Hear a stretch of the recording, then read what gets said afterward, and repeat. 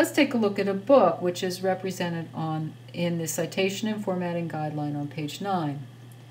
First of all, I show here in this slide the way to use superscript numbers. There's a period, there's the end of the quotation, and then the superscript number.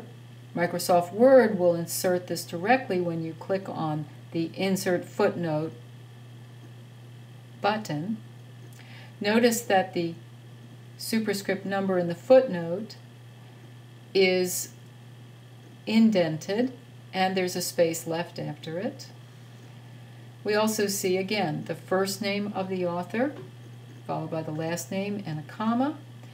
Notice something else, that the title of the book is listed next in italics, and the most important words in the title, the content-bearing words, are capitalized. Connecting words are not capitalized.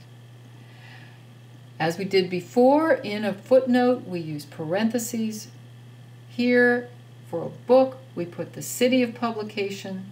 For cities that are not well known, we put a comma and the state of publication or the country, followed by a colon, the name of the publisher, a comma, the date of publication, again, close parentheses and comma, the page number from which we have quoted or paraphrased, and then ending with a period. Likewise, you'll see in footnote 5, this is short title form. You should use this form the second time you cite the same source or any time subsequent to that time. Even if it's later on, it doesn't have to be the next footnote. However, if you do want to use the same source in the next footnote, you may use what's called IBID. You'll see that illustrated in 6. IBID period and a comma, and then the page number. However, if you do use IBID, please use it correctly. This short title form illustrated here is the one you should use. Do not use the form that shows just the author's name and the page number.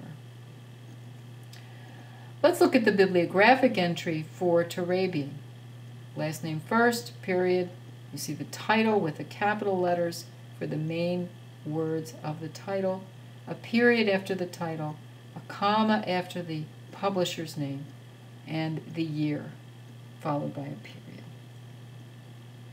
Now we have some special cases, and I'll just highlight some of the features of those special cases. If you take a look at page 10 in your Citation and Formatting Guideline, you can follow along. This is a book with more than 3 authors. Notice the difference between how we handle a footnote. We only put et al. Following the first author's name. However, in the bibliography, we list all of the author's names so that we can distinguish every person who contributed to this book. If we look at editor and translator for a book, this is also covered on page 10 of the Citation and Formatting Guideline. Look at the representation of editor, ed period, before the name of the editor, comma, and then translator, trans period, before the name of the translator. Notice that those same terms are spelled out and are represented by separate elements in the bibliography.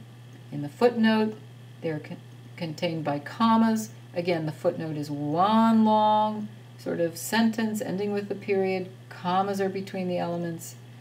In the bibliography, however, we have elements followed by period, and each element is spelled out.